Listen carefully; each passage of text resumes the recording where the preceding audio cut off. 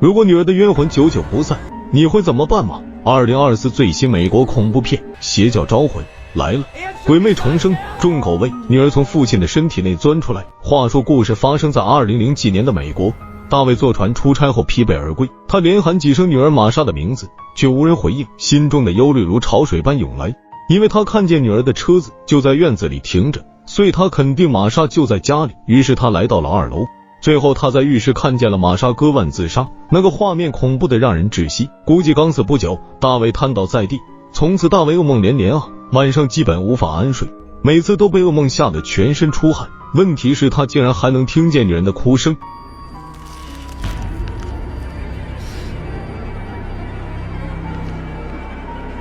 哇塞，那不就是玛莎吗？难道他变成了阿飘？随后大卫在家里坐如针毡，实在是无奈，只好去社区的互助组跟大家互相倾诉，以便排解心中的恐惧和苦闷。旁边坐了4位穿黑衣服的女子，听得十分认真。至于玛莎自杀的原因，大卫也没有说清楚。大卫接着告诉大家，女儿死了1个月之后，老婆艾琳跟他离婚了，现在他等于是孤家寡人，人生来到至暗时刻。社区的工作人员大胡子不停地开导大卫，希望他往前看。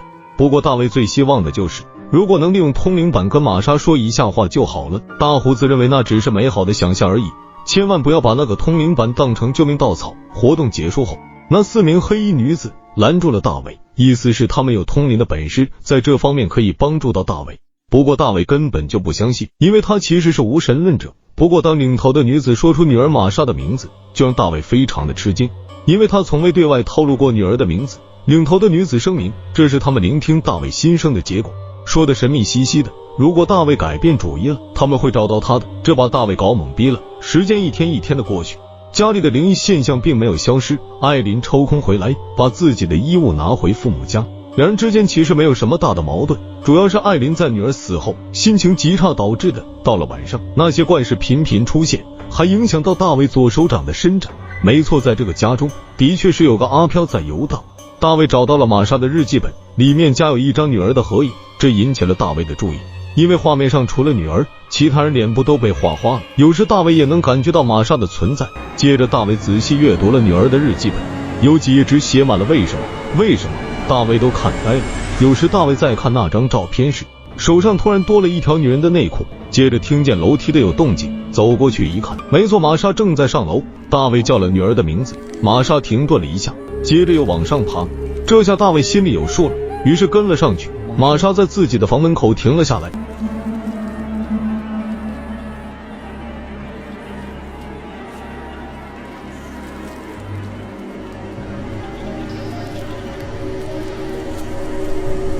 哎呀，大卫又被吓醒了。反正这些景象之中哪些是真哪些是假，都把大卫搞得迷迷糊糊，整个人状态非常不好。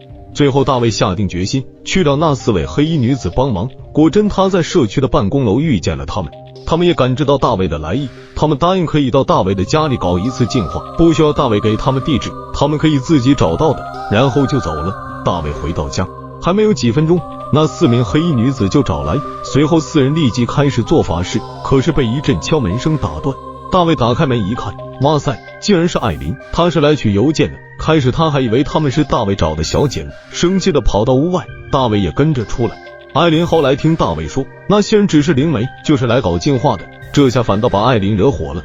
他认为这是在瞎闹，转头就走了。大卫回来得知这4人已经跟玛莎的鬼魂沟通，他们告知大卫是玛莎不想跟大卫说话，这把大卫搞得很生气，认为他们就是在胡扯，随后就把他们赶走了。到了半夜，大卫还在心神不安地喝着啤酒，他把女儿的日记本一页一页地撕掉，没想到玛莎就在楼梯口晃荡。看到这里，可以发现玛莎的鬼魂一直没有离开家，为何她的冤魂迟迟不散？咱们拭目以待。到了后半夜，大卫又被吓醒，耳边听见玛莎撕心裂肺的喊叫，都把他搞得头晕脑胀，于是就跑到了2楼女儿的房间。突然玛莎的鬼脸露了出来，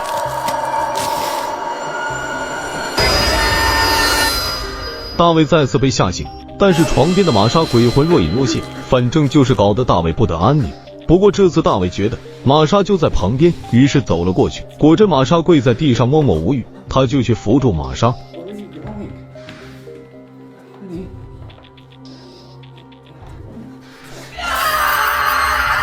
这又是一个噩梦。不久他发现在他办公室的外面站着3个疑似邪教的人盯着他看，他觉得不可思议。后来大卫通过玛莎的女同学了解到，玛莎近期也去参加过几次互助组的活动，具体结交了什么人他就不知道了。电话刚挂掉，3名神秘人就找到了这位女同学。到了晚上，家里突然出现一个女人，示意他去玩一下通灵板。大卫按照要求玩了一把，瞬间他发现自己处于另外一个空间，周围的披纱的女人就是那4名灵媒。不对，应该说他们是神秘人更合适。领头的女人让大卫把女儿的日记本和内衣拿出来，这样他就可以把玛莎的鬼魂召唤出来跟大卫说话。于是大卫照做了一番操作之后，4人同时晕倒。接着大卫发现那张女儿的照片中被涂抹的人脸恢复了原样，没错，站在女儿旁边的人就是这4个女人。大卫吓得回到家中，没想到前妻艾琳竟然回来。大卫恳求艾琳今晚留下来陪他，他的心情糟透了。艾琳同意了，不过他看见那些通灵板，脾气又上来了。 Are you using that thing to contact Masha? It's just a game from Parker Brothers. So you have that. No, it's a coping mechanism. It's fucking morbid. 两人为此吵了一架，艾琳气得认为大卫有恐慌症就离开了。隔日早上醒来，大卫发现母女俩坐在沙发上不说话，艾琳一动不动的，而玛莎就凑到艾琳耳边说了几句话。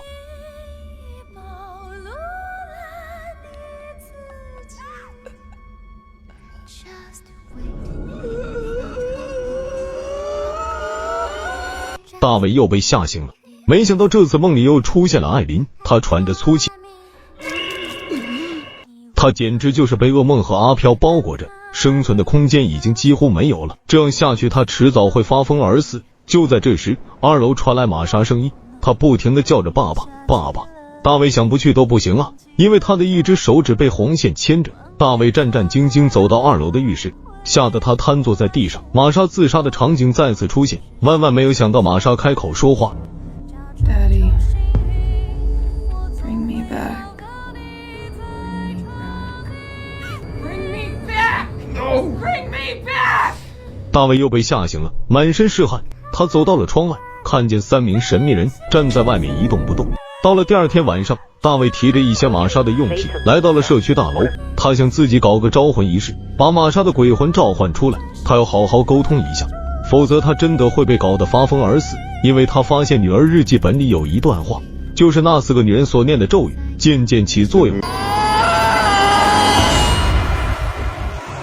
等大卫再次醒来，整个楼梯道灯光一闪一闪亮晶晶，接着有哭声传来。大卫循着声音找去，终于在草坪上看见了玛莎，全身湿漉漉的，浑身冒着冷气。大卫感到这次是真的，因为他摸到了玛莎的尸体。 It's you, honey. It's really, really you, honey. You're alive. Please, really cold. Yeah, let's get you inside, okay, honey. 他赶紧把玛莎拉进了大楼里。大卫就想知道玛莎从哪里来的。玛莎的意思是从天上掉下来的。大卫想起2楼有一间浴室，就让玛莎去冲洗一下。他把衬衣脱下来，正好还带了女儿的内裤，扶着玛莎去冲洗。与此同时，5名神秘人走到了大楼的门口。玛莎洗完澡后渐渐站立不稳，大卫一直搀扶着玛莎到了1楼的茶水间。大卫生怕女儿饿到了，于是就找出2片面包，涂抹上果酱之类的给玛莎充饥。接着他给艾琳打电话，希望她去家里会合，因为他把玛莎找回来了。艾琳根本就不信。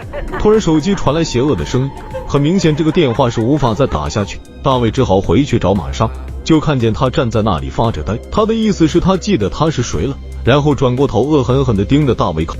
Was I a good girl, Daddy? I do love you. Were you nice to me? 接着玛莎质问大卫自己为什么要自杀。大卫不想讨论这个问题，因为他没有脸讨论这个问题。